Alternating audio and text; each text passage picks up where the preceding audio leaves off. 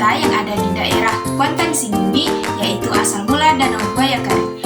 Pada penasaran gak nih sama ceritanya? Jangan lupa tonton sampai habis ya!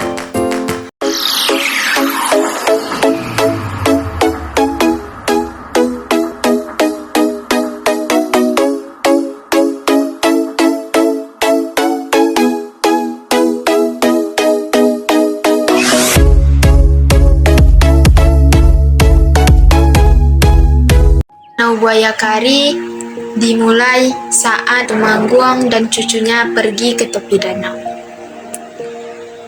Yang mana danau itu mulanya hanyalah berupa kolam kecil, namun dengan perubahan yang ada, lalu berubah menjadi sebuah danau. Di tepi danau tersebut ditumbuhi oleh pohon karet atau yang lebih dikenal dengan sebutan polak gota oleh beberapa penduduk di sekitarnya. Di situ pun hidup beberapa ekor koka dan juga monyet atau cigak yang sangat jinak. Saat Datuk Kotumanggung dan cucunya tiba di tepi danau, koka dan cigak saling bersahut-sahutan berteriak menyambut kedatangan mereka. Yo soju tompek si korak tua. Koka ngan cigak ajo bersahabat dengan awak. Sama sekali ndak ada rasa takut kan digigit dari binatang-binatang cuikor. Keduanya pun melanjutkan perjalanannya menuju pinggir danau. Sampainya di danau, cucu Datuk pun bertanya, "Tuk, banyaklah buat di dalam danau kami, Tuk. Banyak ada bocek, limbek, puyuh, bolui, laut-laut yang godang pun banyak di dalam danau ko." "Oh, Tuk, coba tengok di situ. Ada buah batang ambacang yang berbuah lobek. Daun rimbun loh. Kalau di situ awak duduk apa?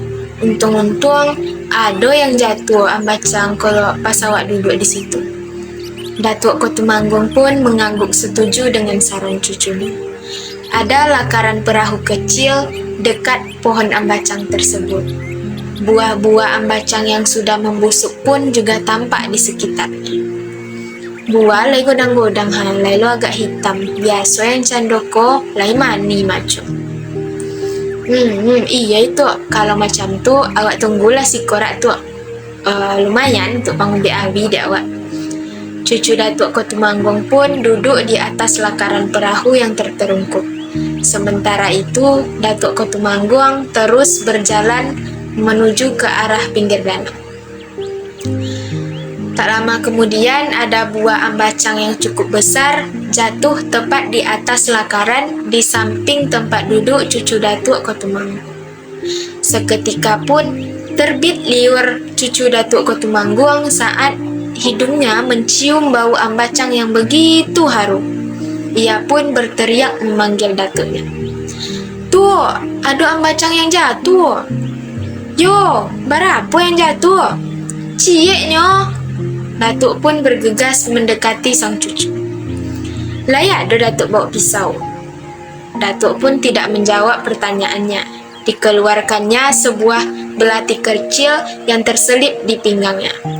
Datuk pun mengambil buah ambacang yang berada di tangan cucunya, lalu mengupasnya. Diperhatikan betul-betul olehnya datuknya saat mengupas ambacang itu. "Copek tu, saya ngene, awak nan cibon tak sabar lero tu." Cucu Datuk Kotumanggung tidak sabar ingin memakan buah ambacang tersebut. Potongan kecil pun berpindah dari tangan ke mulutnya. Mani. Mereka pun menikmati buah ambacang tersebut. Lalu timbul ide dari sang cucu. "Tuk, macam mana kalau awak panjek buah ambacang kau tu? Awak bawa balik agak banyak ngenek daripada di siko tak buang sia-sia. Tapi awak tak boleh ambil roh. Iko tak ambacang awak roh, tak bisa awak ambil tanpa izin roh." "Tapi kan pada di siko apa dian tengok dia Datuk busuk-busuk mubazir jadi. Kalau awak bawa kan lebih bermanfaat." Datuk Kotumanggung pun terdiam. Memang betul buah ambacang tersebut hanya terbuang sia-sia. Namun tetap saja bahwa perilaku seperti itu tidak baik. Setelah sekian lama menimbang-nimbang, akhirnya ia menyetujui saran cucunya. Yolah, biar Datuk yang manje, kau yang memutih di bawahmu. Kau beko tak obe mana yang latuo, mana masak mudo, beko kau parului segala. Yolah Tuk. Datuk Kotumanggung pun memanjat buah ambacang tersebut. Tak lama kemudian, buah-buah ambacang pun berjatuhan dari dahannya. Merasa telah mengambil cukup banyak, Datuk Kotumanggung pun turun dari batang pohon ambacang. Dikibaskannya lumut-lumut yang menempel di bajunya. Lalu cucunya pun mendekat. Datuk, coba tengok dek Datuk yang iko, pastilah masak. Harum lo, empuk lo. Datuk Kotumanggung pun mengambil ambacang itu dari tangan cucunya, mencium dan menekan-nekan daging ambacang. Lalu ia mengupas dan memotongnya untuk cucunya. Yolai elok kasih buah ambacang ha. Lailo mani tadi dicibon. Lailo ndak ada ulet. Iyo, coba ndak Datuk iko lebih mani deh yang tadi. Sembari ia mengunyah sepotong ambacang. Bapo ji Datuk nak mencibon, tangan Datuk kok kumuh ha tadi pas manjek ku banyak lumut. Ia pun tersenyum. Ia menemukan cara supaya Datuknya bisa menikmati ambacang tersebut. Langsunglah potong buah ambacang tu di depan mulut Datuk. Bisa langsung masuk ke mulut tanpa harus Datuk pegang dengan tangan yang kuat. Lalu potongan kecil pun masuk ke mulut Datuk. Ia mengulangi memotong sekali lagi. Datuk pun menjerit. Aduh, sakit. Ternyata lidah Datuk hampir putus. Ia terlalu kuat mendorong belatih ke mulutnya hingga merobek lidahnya. Darah bercucuran. Ia merasa kesakitan. Ia berguling-guling menahan rasa sakit. Cucunya yang melihat pun berusaha untuk menolongnya. Bu, tunggu dek Datuk di sikomo, awak kan balik menyobun ke omak. Cucunya pun merasa ketakutan dengan Datuknya yang sudah mulai berguling-guling yang ia takutkan jika Datuknya masuk ke dalam danau. Ia pun berinisiatif untuk memasukkan Datuknya ke lakaran perahu.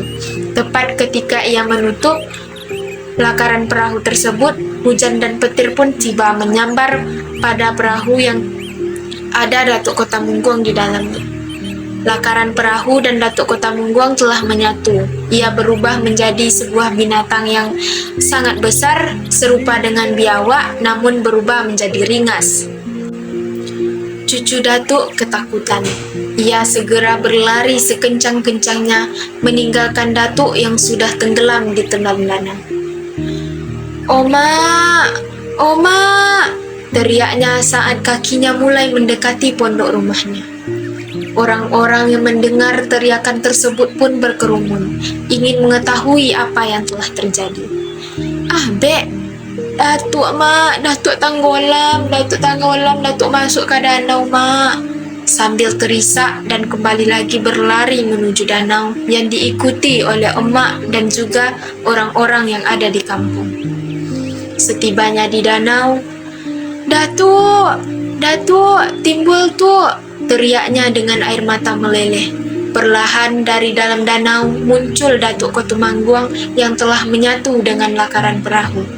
Datuk Kotamanggung pun sudah menjadi seekor buaya. Buaya kari, teriak salah seorang penduduk.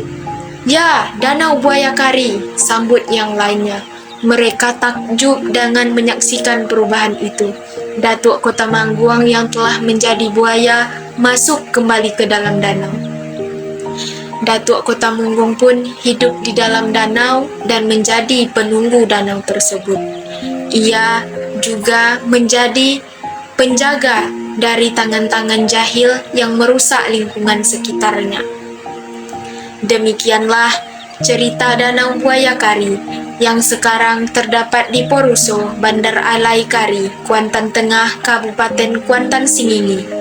Hingga sekarang, keberadaan buaya tersebut diyakini masih ada, walaupun tidak pernah muncul lagi beberapa tahun belakangan.